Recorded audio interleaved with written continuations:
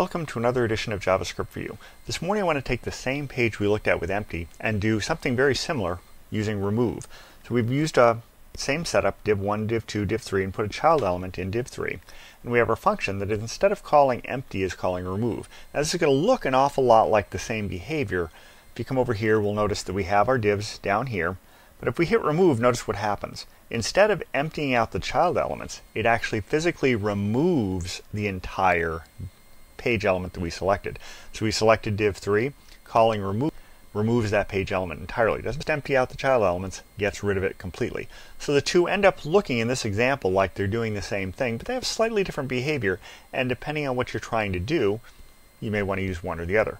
It also turns out that you can add an additional optional argument to remove with an additional selector to filter what you're removing. So you can decide to remove specific things. Now you could obviously do that in this selector here, but you can also filter it a little more finely down here. I'm not going through that, but that's really just for completion to mention that you can do that. So that's about it for today. Until next time, have fun with JavaScript.